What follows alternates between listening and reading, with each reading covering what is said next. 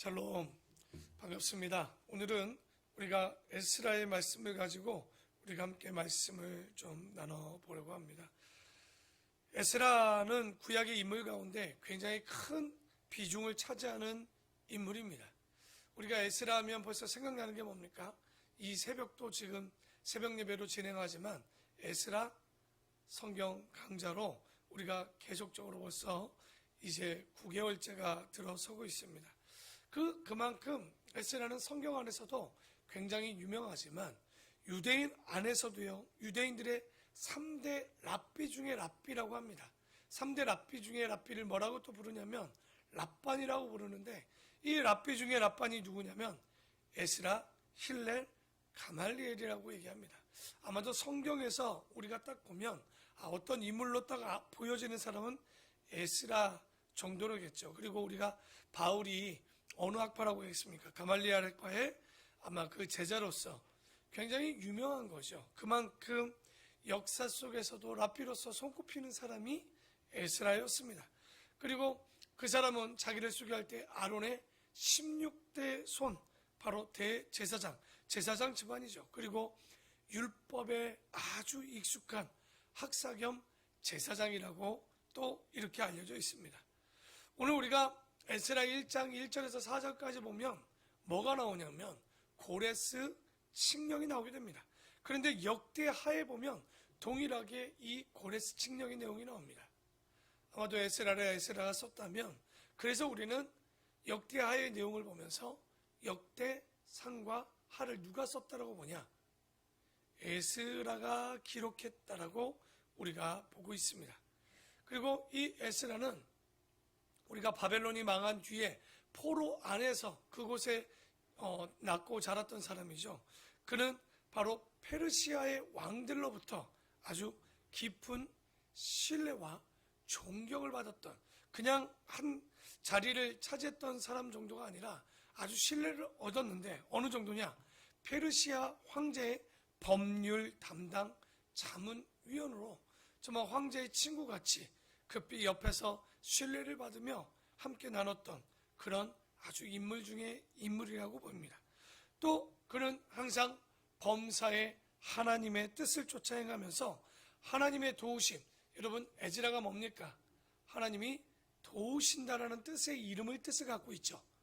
그러니까 우리가 에스라서를 보면 그런 말뜻이 계속 나옵니다. 단어가 하나님께서 도우셨다, 하나님께서 도우셨다. 그게 누구의 이름이에요? 에스라의 이름이었죠. 그리고 그는 범사의 사람들의 도움 앞에서 하나님의 선한 도우심을 사모하는 사람으로 그런 항상 하나님께서 그 도우심을 주실 것을 믿고 나가는 사람이었습니다. 자, 이제 에스라는 1장부터 10장까지의 이야기로 나눠져 있는데요. 그것을 크게 1부와 2부로 나눌 수 있습니다.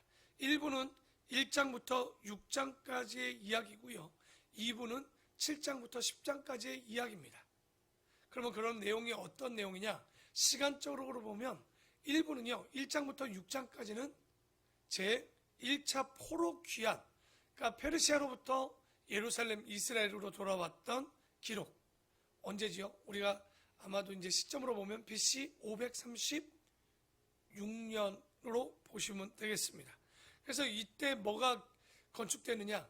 우리가 지난주 성전에 대한 이야기를 했죠. 솔로몬의 성전 다음에 어떤 성전이 다시 이름 지어집니까? 수룹 바벨 성전이죠. 바로 이 수룹 바벨이 1차 인솔한 지도자였죠.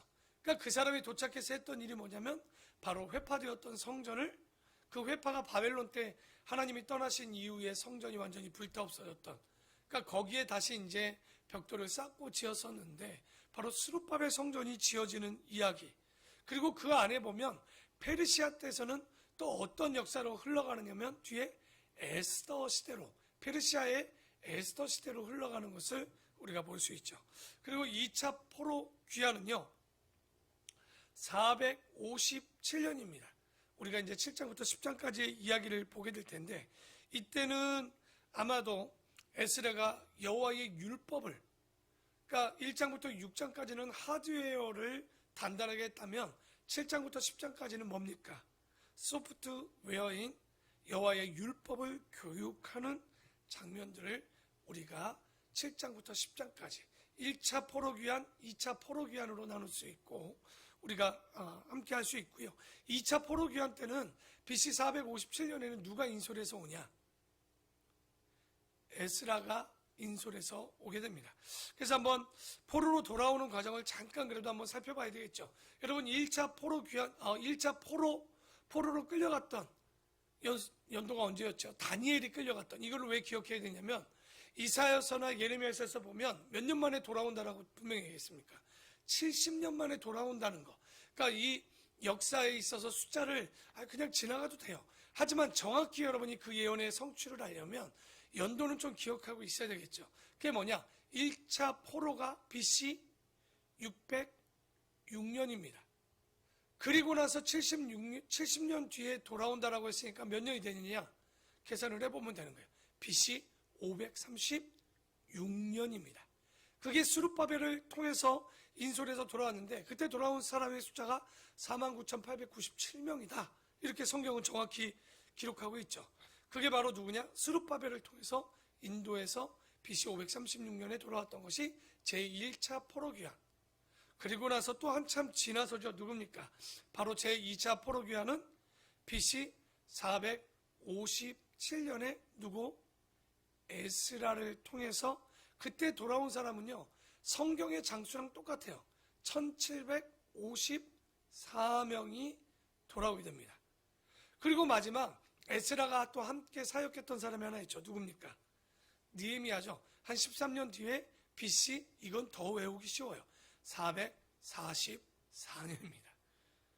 그러니까 우리가 BC 536년, BC 457년, BC 444년에서 느헤미야의 인솔로 이제 포로 귀환으로 다 돌아오는데 아마도 스룹바벨이 BC 536년에 돌아와서요.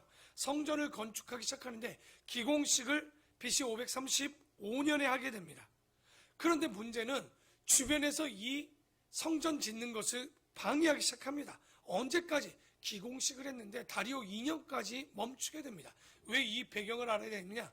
이 멈췄을 때 성전을 짓겠다는 하나님의 약속을 진행하지 않으니까 어떤 선지자가 나타납니까? 백발 성성한 노인 한 분이 나타나죠. 학개가 나타나는 거예요. 성전을 다시 건축하라고. 그게 바로 학개 선지자, 그 배경이 되는 거예요. 왜? 성전을 짓다가 멈추는. 그러니까 기공식을 했는데 그 뒤에 일들이 진행되지 못해요. 그 뒤에 어떤 일이 벌어집니까? 성전이 안 지어지니까 성전 주변에 있던 벽돌을 갖다가 자기 집을 짓지를 않나? 이런 엉뚱한 짓들을 하는 거예요. 그래서 아주 학개 선지자가 아주 두렵게 아마 예언을 하는 그런 장면들이 좀 나오게 됩니다. 그래서 에스라가 한 일들을 좀 이제 마지막으로 좀 살펴보면 이스라엘의 귀환 공동체의 지도자로서 아마도 제1의 에스라 성경 강자, 다시 말해서 모세가 1000년 전에 약속했던 뭡니까? 하나님 앞에 초막절, 그렇죠?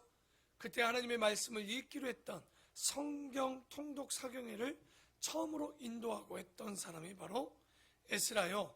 그때 또 느헤미야와 함께 그 이스라엘의 개혁 운동을 펼쳤던 사람이 에스라였다는 거예요.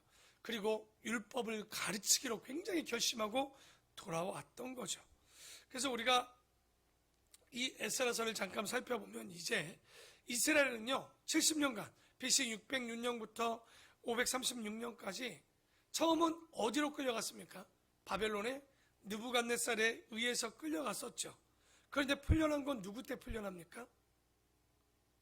페르시아, 우리가 잘 아는 바사라는 페르시아라는 바사메대가 하나 연합해서 페르시아를 이루죠. 이 페르시아의 고레스를 통해서 고레스 칙령으로 돌아오는 거예요. 그러니까 헷갈려 하면 안 되죠. 그러니까 끌려가는 건 바벨론 왕이었지만 풀려날 때는 페르시아의 고레스 왕에 의해서 돌아오게 되는데 여러분 놀랍지 않습니까? 왜 놀랍냐?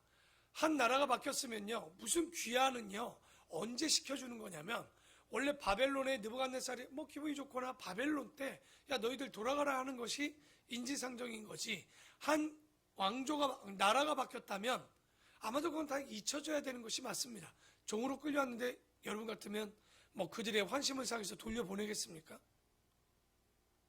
여태 지금 우리 집에서 일하던 사람들인데, 여러분 그거는 이미 한 나라의 바로왕에 보십시오. 430년간 애굽에 있었지만 돌려보내려고 하던가요? 안 보내려고 하던가요? 안 보내죠. 왜? 자기들이 불편한데 왜 보냅니까? 싼 노동력으로 그들을 다스릴 수 있는데 왜 보내겠습니까? 절대 그냥 보내는 것이 아니에요. 그러니까 우리가 이런 것들을 그냥 보면 안 되고, 왜 이런 일들이 벌어졌느냐? 잘 살펴보면 왜 페르시아가, 그러니까 바벨론이 망하고 페르시아 황제가 들어서는 그 순간에, 왜냐하면 BC 538년 이제 539년 왔다 갔다 합니다. 왜냐하면 이 역사의 시간의 시점이 이스라엘 달력이나 아마 페르시아 달력이나 달력들이 다르다 보니까, 성경에도 보면 여러분 위에 보면 539년이다. 제가 또 538년이다. 이거 틀린 거 아니냐가 아니라 어떤 역을 쓰느냐에 따라서, 그죠? 원역을 어떤 곳에 쓰냐에 따라서 역사는 달라지니까, 연도는 달라지니까 그건 크게 신경 쓰지는 마시고요.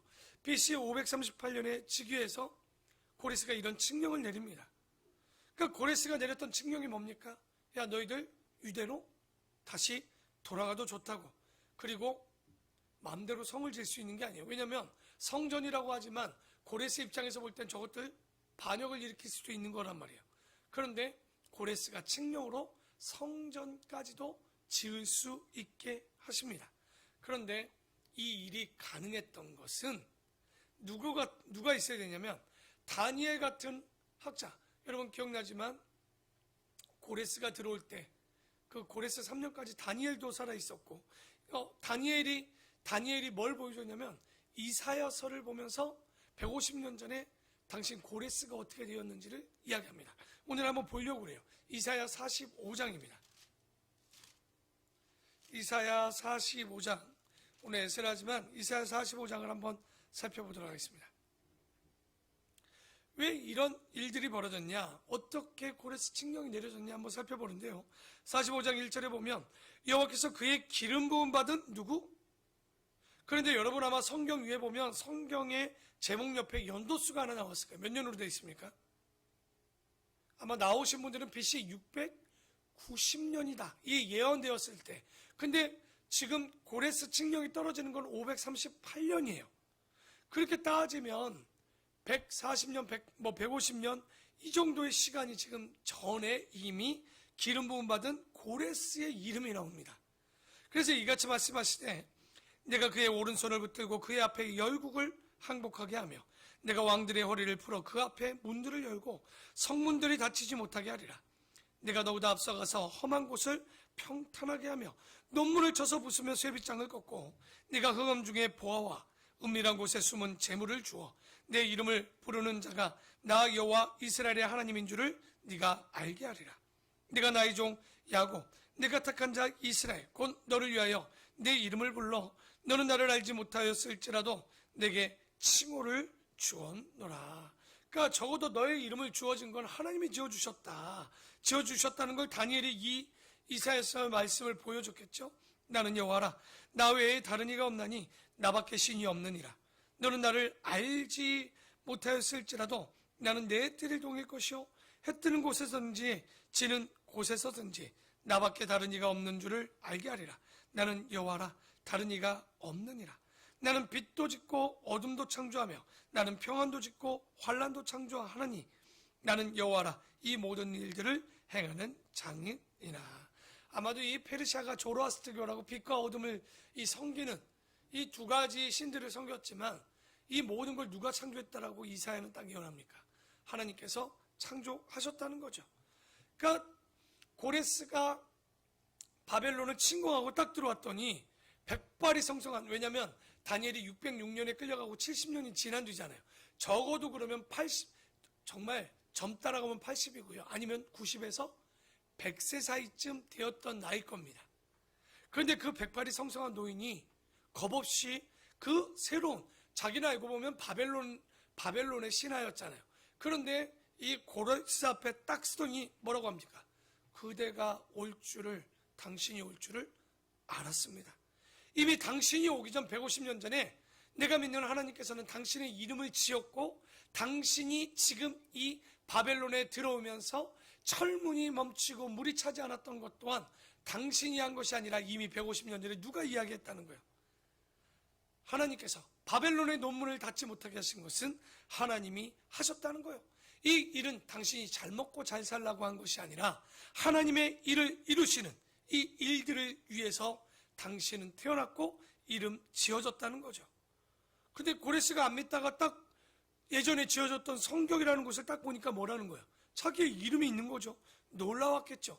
자기가 싸움을 잘한 줄 알았더니 자신들이 진짜 역사 가운데 성전 논문이 닫히지 않아서 들어왔잖아요. 밑으로 들어오지 않습니까? 그 일들을 행하신 게 자기인 줄 알았더니 누가 하셨다는 거야? 하나님이 하셨다라는 것을 그대로 보여주는 거예요.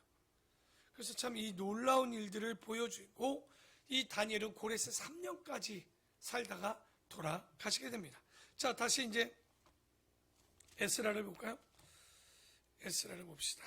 에스라 1장 역대하 뒤에 나오겠죠. 그러니까 여러분 역대하 36장 22절 볼까요 한번? 역대하 36장 22절입니다. 읽습니다. 바사의 고레스 왕 원년에 여호와께서 예레미야 입으로 하신 말씀을 이루시려고 여호와께서 바사의 고레스 왕의 마음을 감동시키심에 그가 온 나라에 공포도 하고 조소도 내려 이르되 바사 왕 고레스가 이같이 말하노니 하늘의 신 여호와께서 세상 만국을 내게 주셨고 나에게 명령하여 유다 예루살렘 성전을 건축하라 하셨나니 너희 중에 그의 백성된 자는 다 올라갈지어다 너희 하나님 여호와께서 함께 하시기를 원하노라 하였더라. 이게 무슨 칙령이라고 나와 있어요? 고레스의 귀국 명령이지만 고레스 칙령입니다. 그러면 다시 한번 그 다음 장 에스라를 한번 볼까요? 1장 1절을 보면 바사왕 고레스 원년에 여호와께서 예레미야 입을 통하여 하신 말씀을 이루게 하시려고 바사왕 고레스의 마음을 감동시키심에 그가 온 나라에 공포도 하고 조소도 내려 이르되 바사왕 고레스는 말하노니 하늘의 하나님 여호와께서 세상 모든 나라를 내게 주셨고 고백 자체가 기가 막히지 않습니까? 그렇죠? 이게 우리 에스라의 고백이 아닙니다. 나에게 명령하사 유다 예루살렘의 성전을 건축하라 하셨나니 이스라엘 하나님은 참 신이시라. 너희 중에 그의 백성된 자는 다 유다 예루살렘으로 올라가서 이스라엘 하나님 여호와의 성전을 건축하라. 그는 예루살렘에 계신 하나님이시라. 그 남아있는 백성이 어느 곳에 머물러 살든지 그곳 사람이 마땅히 은과 금과 그 밖의 물건과 짐승으로 도와주고 그 외 예루살렘 세울 하나님의 성전을 위하여 예물을 기쁘게 드릴지니라 하였더라. 우리가 1절이 나오지만 고레스의 마음을 하나님께서 감동시켜셨는데 이 내용들을 보면 고레스는 황금에 눈먼 사람이 아니었습니다. 정확히 보면 이 사람은 누구에게 감동된 사람이냐? 하나님의 마음에 감동되니 예루살렘으로 돌아가고 그들에게 은금을 주어서 성전을 짓도록 합니다. 이건요 하나님의 감동된 사람만이 할 수 있는 행동입니다. 그러나 주변을 돌아보면 그렇게 하나님께 감동된 사람들을 찾기는 쉽지 않죠. 오히려 뭐에 감동됩니까? 욕심에 감동된 사람들이 너무 많이 있습니다. 여러분 예수님을 찾아왔던 부자 청년 기억납니까? 예수님께서 뭐라고 합니까? 내게 있는 걸 다 팔아 가난한 자를 다 나눠주고 나를 쫓으라. 그리하면 하늘에서 너에게 보화가 있으리라 라고 얘기했지만 그 사람은 자기 자신의 재물에 감동되어서 그것을 포기하지 못하고 돌아오지 못했다는 거예요. 주변에 보면 여러 가지로 감동합니다. 사람에게 감동한 사람이 있죠. 친구에게 감동해갖고 정말 그 친구의 말이라면 인생까지도 망치는 것을 그대로 따르는 분들이 있었다는 거예요. 그러나 우리가 가져야 되는 건 뭡니까? 예수님을 따랐을 때 우리에겐 어떤 일이 있을까요? 예수님이 얘기합니다. 너희가 집이나 아비나 전토나 친구를 버린 자는 금세에서도 여러 배를 받고 핍박을 겸하여 받고 내세의 영생을 상속하지 못할 자가 없느니라. 우리가 이 땅에 무엇을 받는 것이 아니라 하나님께서 우리에게 약속하시는 것, 금세 위에 영생에 받는 이 복을 알 수 있는 자는요 하나님의 영에 감동된 자 외에는 아무도 이런 은혜를 누릴 수가 없습니다.